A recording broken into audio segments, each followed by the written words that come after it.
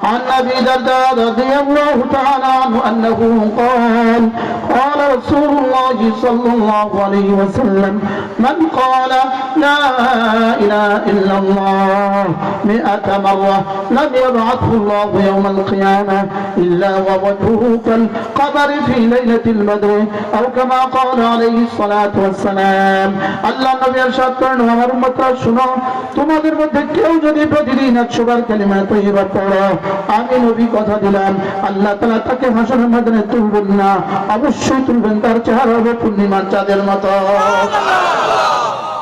চেহারা হবে কার মতো বলেন বলে হুজুর আমার বিশ্বাস হয় না তোমাকে বুঝাবার মতো ভাষা আমাদের কাছে নাই যদি বলেন বিশ্বাস হয় তাহলে করবই করব বলেন ইনশাআল্লাহ বলেন ইনশাআল্লাহ কতবার ডেইলি কতবার শুধু 100 বার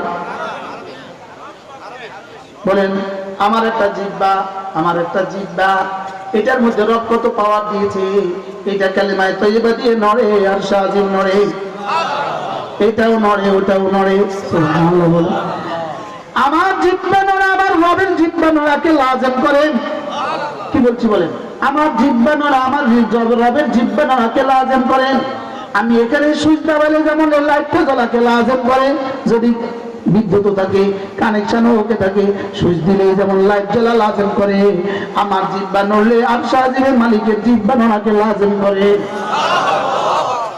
কি করে বলেন আমার জিহ্বা নড়া আমার রবের জিহ্বা নড়াকে লাজিম করে আমার জিহ্বা নড়া আমার রবের জিহ্বা নড়াকে লাজিম করে মানে কি অবশ্যম্ভাবী করে আমার জিহ্বা নড়ে এটা গিয়া সোজা রবের জিহ্বাকে নাড়ায় আমার জিহ্বা নড়ে আমার রবের জিহ্বাও নড়ে সুবহানাল্লাহ বলেন ফাযকুরুনি আযকুরকুম তুমি আমাকে ডাকবে যত আমিও তোমাকে ডাকবো তত তুমি আমাকে ডাকবে যত আমিও তোমাকে ডাকবো তত তুমি আমাকে ডাকবে যখন আমিও তোমাকে ডাকবো তখন তুমি আমাকে ডাকবে তোমার জীবন ভর আমি তোমাকে ডাকবো আমার জীবন ভর তুমি আমাকে ডাকবা দুনিয়াতে আমি তোমাকে ডাকবো তোমার দুনিয়াতে তোমার কবরে তোমার হাসরে তোমার মিজানে তোমার ফুলসুরাতে তোমার জান্নাতে তুমি আমাকে ডাকবা যখন আমি তোমাকে ডাকবো তখন বাকি তুমি ডাকবা তোমার জীবন ভর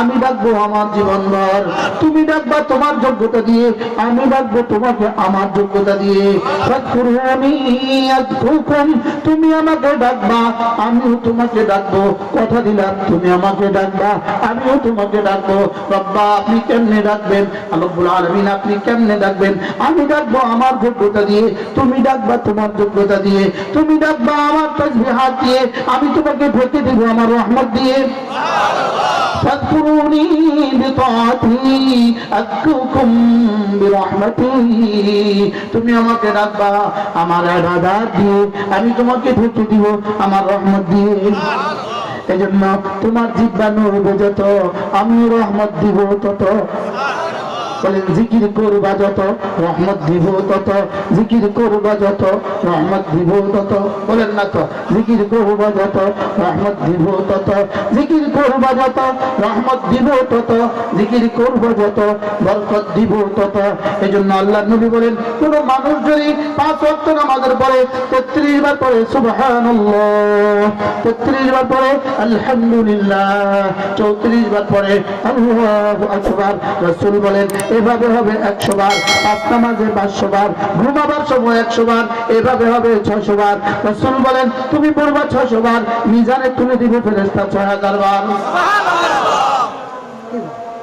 পড়বো তো এক নিঃশ্বাসে একবার সুবহানাল্লাহ সুবহানাল্লাহ সুবহানাল্লাহ সুবহানাল্লাহ সুবহানাল্লাহ সুবহানাল্লাহ সুবহানাল্লাহ সুবহানাল্লাহ সুবহানাল্লাহ সুবহানাল্লাহ আলহামদুলিল্লাহ আলহামদুলিল্লাহ আলহামদুলিল্লাহ আলহামদুলিল্লাহ আলহামদুলিল্লাহ আলহামদুলিল্লাহ আলহামদুলিল্লাহ আলহামদুলিল্লাহ আলহামদুলিল্লাহ আলহামদুলিল্লাহ আল্লাহু আকবার, আল্লাহু আকবার, আল্লাহু আকবার, আল্লাহু আকবার, আল্লাহু আকবার, আল্লাহু আকবার,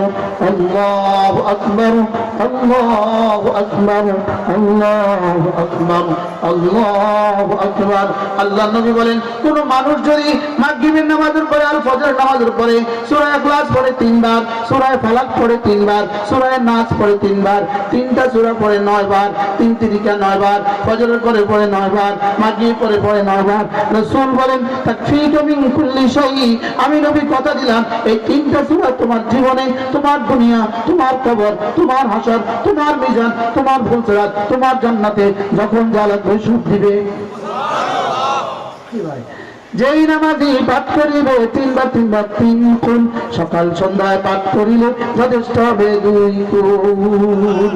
বলেন, যেই নামাজি পাঠ করিবে 3 বার 3 বার 3 গুণ, সকাল সন্ধ্যায় পাঠ করিলে যথেষ্ট হবে 2 গুণ।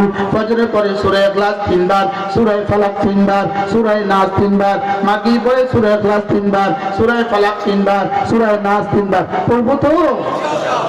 কবে থেকে পড়বেন? ইনশাআল্লাহ। বলেন ইনশাআল্লাহ।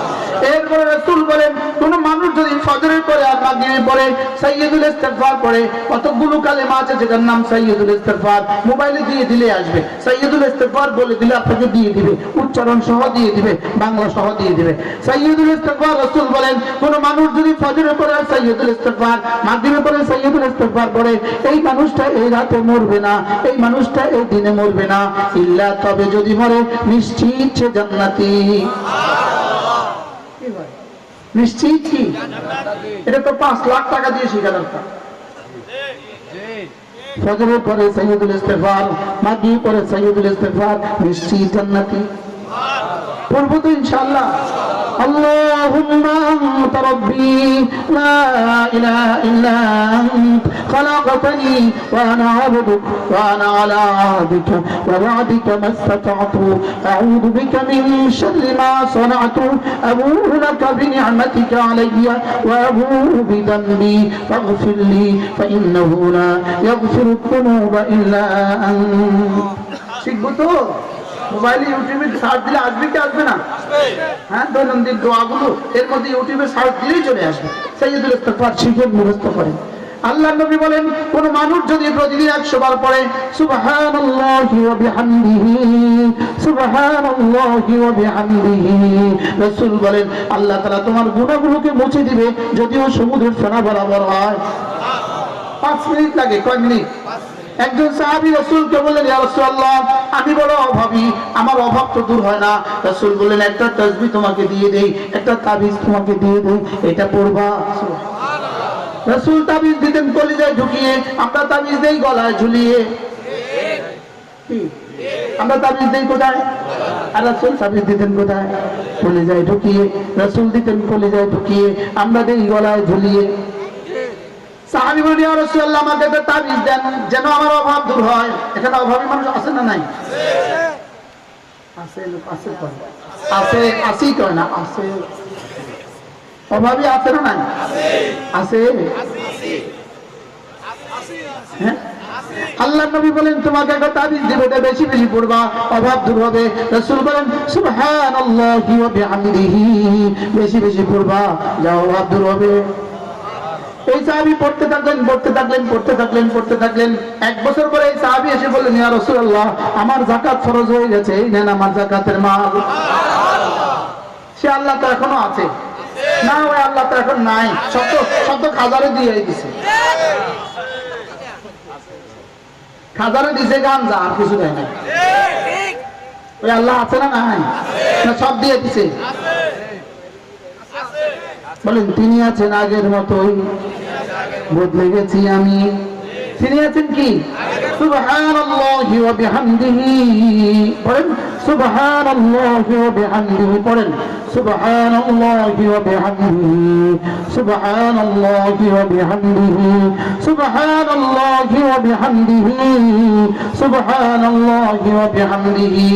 আরেক হাদিসে আল্লাহর নবী বলেন দুটো কালেমা এমন আছে জিহ্বায় বড় সহজ, মিজানে বড় ভারী, আল্লাহর কাছে বড় প্রিয়। সুবহানাল্লাহি ওয়া বিহামদিহি সুবহানাল্লাহিল আযীম। পড়ো সুবহানাল্লাহি ওয়া বিহামদিহি সুবহানাল্লাহিল আযীম। বলবেন হুজুর এগুলো শিখায় কোথায়? এগুলো শিখায় তিন জায়গায়। এক নম্বরে মাদ্রাসায়, দুই নম্বরে তাবলীগ জামাতে, তিন নম্বরে হক্কানি রব্বানি আল্লাহওয়ালাদের দরবারে। কয় জায়গায় শিখছি বলেন? কয় জায়গা? কি কি? মাদ্রাসা। এক নম্বরে কি বলেন? দুই নম্বরে কি? তাবলীগ জামাত। তিন নম্বরে কি? হক্কানি রব্বানি আল্লাহওয়ালাদের কাছে। যদি এই তিন জায়গার কোন এক জায়গার সাথে আপনার জীবনের সম্পর্ক না হয়, আপনার জীবনে এগুলো জারি হবে না। কয় জায়গা লাগবে? কয় জায়গা? কি কি? এক নম্বর কি? দুই নম্বর কি? হক্কানি রব্বানি তাবলীগ জামাত। তিন নম্বরে কি? হক্কানি রব্বানি আল্লাহওয়ালাদের মসজিদ। এই তিনটার সাথেই আমার জীবনের সম্পর্ক লাগাবো। বলেন ইনশাআল্লাহ। এই তিনটার সাথে যদি জীবনের সম্পর্ক না হয়, আমার অন্য কিছুর সাথে সম্পর্ক হয়ে যাবে, গান্ধার সাথে সম্পর্ক হবে। বাস্তব না বাস্তব? এই তিনটার সাথে যদি সম্পর্ক না হয় তো পকেট মারের সাথে সম্পর্ক হবে। বাস্তব না বাস্তব? তাহলে কয়টার সাথে আমার জীবনের সম্পর্ক হবে? কি কি? মাদ্রাসা, দাওয়াত ও তাবলীগ। মুখস্থ করেন মাদ্রাসা, দাওয়াত ও তাবলীগ। তিন নাম্বার কি? এই যে এখন একটু বসছেন, কেমন লাগে? এই আধা ঘন্টা কেমন লাগলো? আমার আগে যে মাওলানা তৌফিক সাহেব বয়ান করলেন, কি পরিমাণ সুন্দর বয়ান করলেন। সুবহানাল্লাহ। আল্লাহ মাওলানা হায়াতের মধ্যে বরকত দান করেন।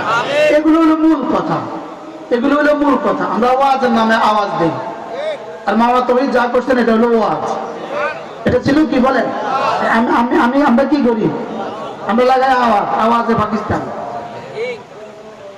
আওয়াজে কি? আওয়াজে পাকিস্তান। শুধু আওয়াজ। আল্লাহ তাআলা মেহেরবানি করে এই মাদ্রাসাকে কবুল করেন। মাদ্রাসা তিন জিনিসের নাম: মুসলমানদের দোয়া, মুসলমানদের মাল, মুসলমানদের সন্তান। বলেন মাদ্রাসা কয় জিনিসের নাম? কি কি?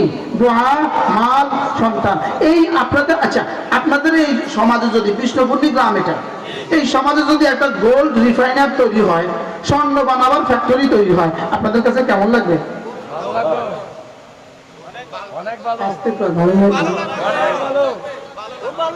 স্বর্ণ বানানোর দরকার, জুতা বানানোর ফ্যাক্টরি দিলে তো কলটা ফাটে যাবে খুশিতে।